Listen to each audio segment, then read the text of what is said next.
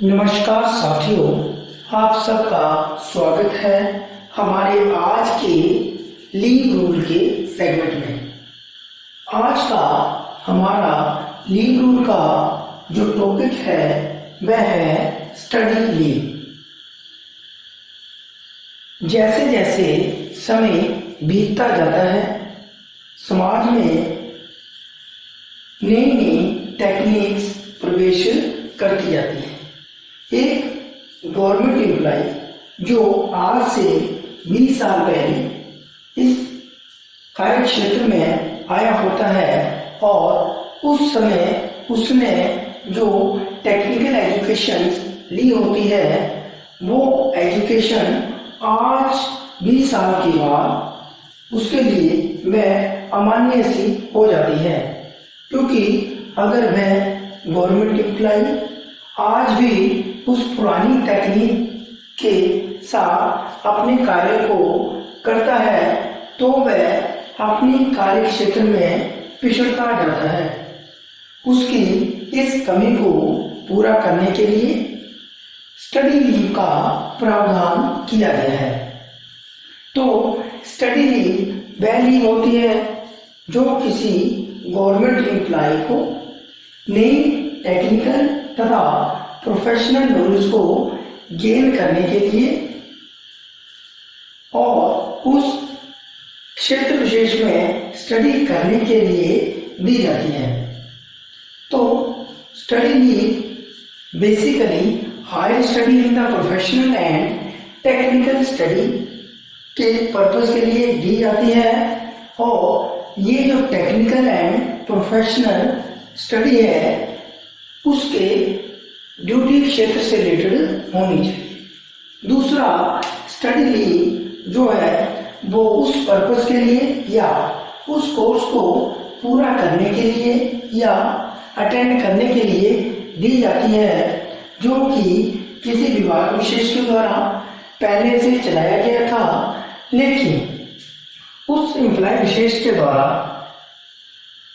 किसी कारण से उसे अटेंड नहीं किया गया था।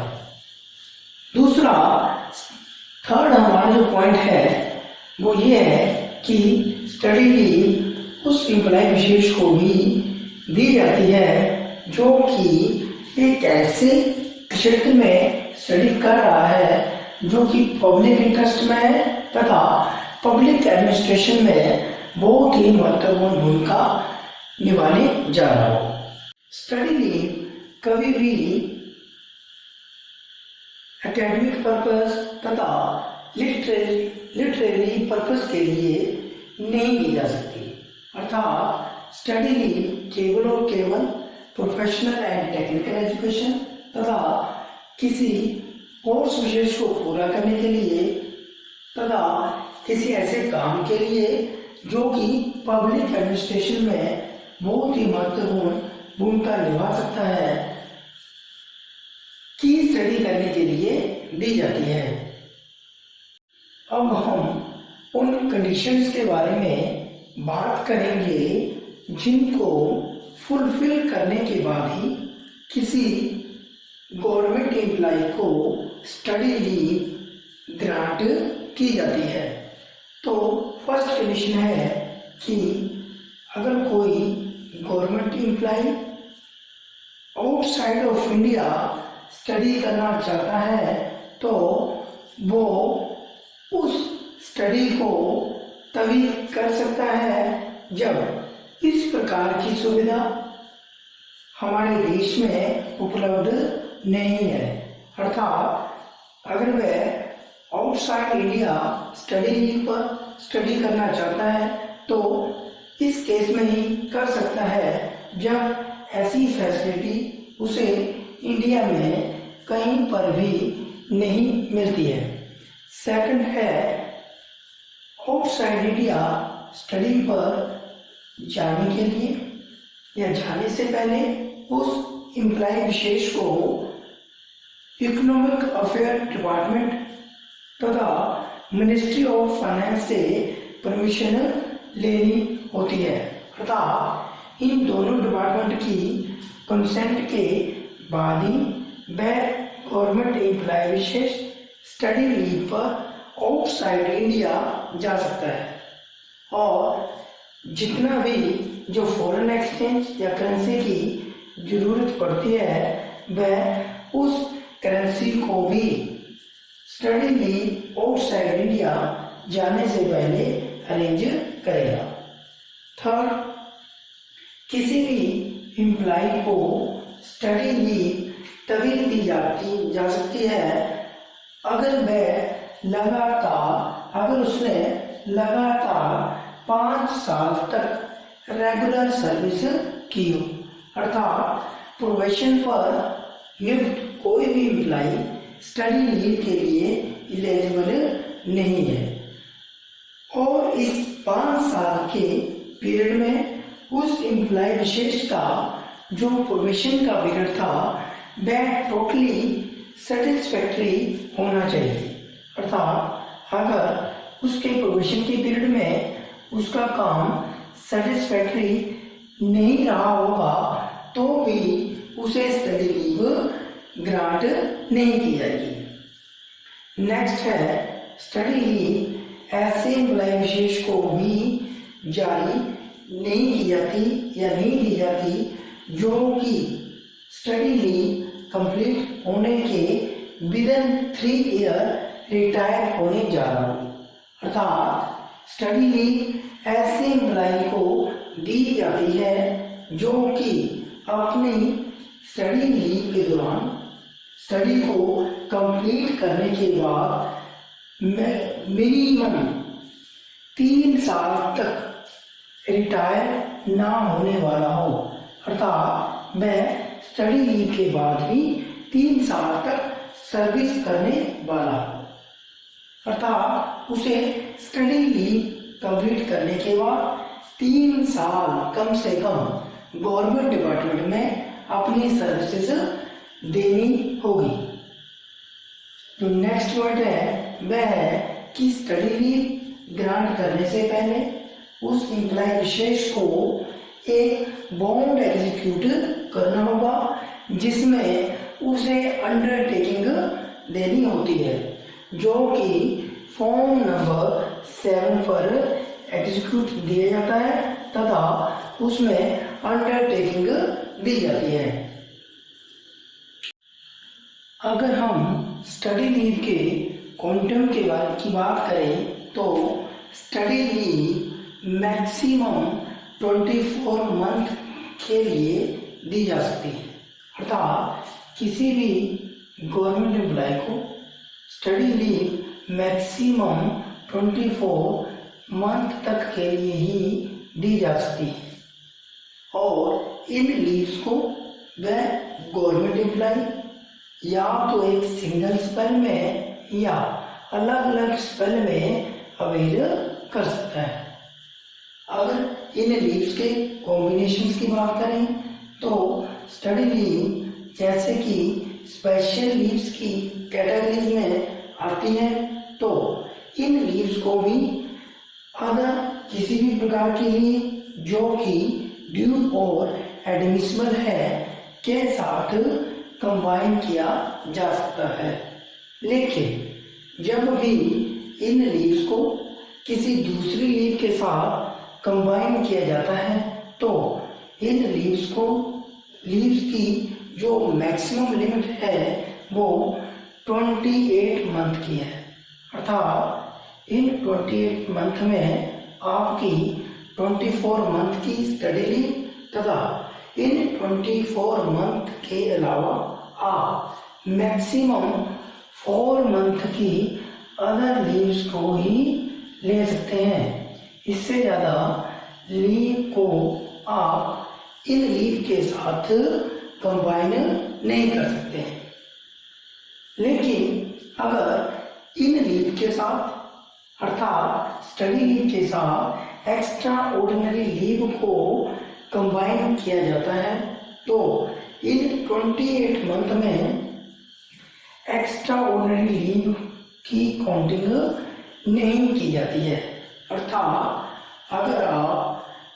24 मंथ की आप स्टडी लीव लेते हैं तथा उसके बाद अगर आप अलग से 12 मंथ की एक्स्ट्रा ऑर्डिनरी लीव लेते हैं तो इन सब का जो कॉम्बिनेशंस है उसको कंबाइन नहीं किया जाएगा। आपकी जो स्टडी लीव के दौरान आपने जो लीव ली है वो 24 मंथ की कंसीडर की जाएगी। अर्थात एक्स्ट्रा ऑर्डिनरी लीव के कॉम्बिनेशन को स्टडी लीव के साथ कंबाइन तो किया जा सकता है, लेकिन इन लीव्स को स्टडी लीव के साथ काउंटिंग में शामिल नहीं किया जाता है। नेक्स्ट है कि अगर कोई गवर्नमेंट एम्प्लॉय पीएचडी करने जा रहा है तो उस एम्प्लॉय विशेष के लिए combination of the leave including the study leave is maximum up to 36 month. जो कंडीशंस नॉर्मल कंडीशंस में जो लीव्स 28 मंथ की है वही लीव्स की कंडीशन 36 मंथ की पीएचडी के केस में बन जाती है। अर्थात कोई एम्प्लॉय पीएचडी कर रहा है तो उसका स्टडी लीव के साथ जो कॉम्बिनेशन है वह मैक्सिमम 36 मंथ का बन जाता है, लेकिन इससे ज़्यादा का कॉम्बिनेशंस वह एम्प्लॉय विशेष नहीं कर सकता है। अगर हम स्टडी लीव के दौरान गवर्नमेंट एम्प्लॉय को मिलने वाली लीव सैलरी और एंटाइटलमेंट की बात करें तो इनको हम दो पार्ट्स में डिवाइड कर सकते हैं। Study leave salary during the study in India and study leave and entitlement outside the India. तो सबसे पहले हम बात करते हैं leave salary and entitlement in India. तो जब भी कोई गवर्नमेंट एम्प्लॉय इंडिया में स्टडी करने के लिए स्टडी लीव लेता है तो उसे फुल सैलरी दी जाती है, जो कि वह लीव के शुरू होने से पहले विथड्रॉ कर रहा होता है। लेकिन इस स्टडी लीव के दौरान अगर वह स्टडी के लिए कोई स्कॉलरशिप, स्टाइपेंड अथवा रेम्यूनरेशंस रिसीव करता है तो इस स्कॉलरशिप तथा स्टाइपेंड और रेम्यूनरेशन के अमाउंट को उसकी लीव सैलरी में से डिडक्ट किया जाता है। नेक्स्ट है स्टडी लीव के दौरान उस एम्प्लॉय विशेष को हाउस रेंट अलाउंसेस तथा कंपनसेटरी अलाउंसेस भी दिया जाता है, लेकिन इसकी कंडीशन ये है कि ये हाउस रेंट अलाउंसेस तथा कंपनसेटरी अलाउंसेस उसे इन लीव्स की जो फर्स्ट 180 डेज हैं उन्हीं के दौरान इसकी पेमेंट की जाती है। इसके बाद इन अलाउंसेस को तथा लेने के लिए उस एम्प्लॉय विशेष को कुछ कंडीशन को फुलफिल करना होता है तथा इन 180 डेज के बाद हाउस रेंट अलाउंसेस तथा कंपनसेटरी अलाउंसेस की जो पेमेंट है वो सप्लीमेंट्री रूल्स लीव रूल्स के अंडर की जाती है। अब हम चर्चा करेंगे लीव सैलरी एंड एंटाइटलमेंट की आउटसाइड इंडिया। तो इंडिया के बाद अगर कोई गवर्नमेंट एम्प्लॉय स्टडी लीव पर जाता है तो इस दौरान उसे फुल सैलरी की पेमेंट की जाती है, जो कि वह लीव शुरू होने से पहले विथड्रॉ कर रहा होता है। इसके साथ साथ एडिशन में उस एम्प्लॉय विशेष को स्टडी अलाउंस भी दिया जाता है। इन लीव्स के दौरान जब वह आउटसाइड इंडिया में स्टडी कर रहा है, अगर उसे कोई स्कॉलरशिप, स्टाइपेंड या रेम्यूनरेशन का अमाउंट मिलता है तो इस अमाउंट को इस लीव सैलरी में से एडजस्ट नहीं किया जाता। अगर वो इंडिया में स्टडी करता है और उसे ये सब स्कॉलरशिप, स्टाइपेंड तथा रेमुनेशन दिया जाता है, वो एडजस्ट किया जाता है। लेकिन आउटसाइड इंडिया स्टडी करने पर इस अमाउंट को एडजस्ट नहीं किया जाता है। अगर हम बात करें effect of non fulfilment of bond condition, जैसे कि हमने पहले चर्चा की थी कि स्टडी लीव पर जाने से पहले इस एम्प्लॉय विशेष को फॉर्म 7 फुलफिल करके अंडरटेकिंग देनी पड़ती है। अगर किसी भी कंडीशन में ये एम्प्लॉय विशेष इस बॉन्ड की कंडीशन को फुलफिल नहीं करता है तो उसे इन लीव्स के दौरान जो सैलरी, स्कॉलरशिप, स्टाइपेंड तथा रेमुनेशन का अमाउंट दिया जाता है वह सारे का सारा रिफंड करना पड़ेगा, अर्थात उसे इस सब अमाउंट को दोबारा वापस करना पड़ेगा। बट अगर कुछ ऐसी कंडीशन आ जाती है कि ये एम्प्लॉय विशेष स्टडी लीव के बाद 3 साल अपनी सर्विस नहीं दे पाता, चाहे वो इलनेस हो या फोर्सली उसे रिटायर कर दिया जाता है, तो इस कंडीशन में ये रूल इम्प्लीमेंट नहीं होता, अर्थात उस एम्प्लॉय विशेष को इस कंडीशन में स्टडी लीव के दौरान जो भी मानदेय, स्कॉलरशिप, स्टाइपेंड या सैलरी मिली है उसे वापस करने की जरूरत नहीं होती है। तो आज हमने स्टडी लीव के बारे में जाना कि स्टडी लीव क्या होती है, इसकी कंडीशंस क्या हैं तथा study leave outside of India में जब हम अवेल करते हैं तो उस दौरान हमें जो सैलरी और एंटाइटलमेंट किस ढंग से तथा किस प्रकार से दी जाते हैं। अगर आपको हमारी जानकारी अच्छी लगी तो इसे लाइक और शेयर करें तथा हमारे चैनल को सब्सक्राइब करें। धन्यवाद।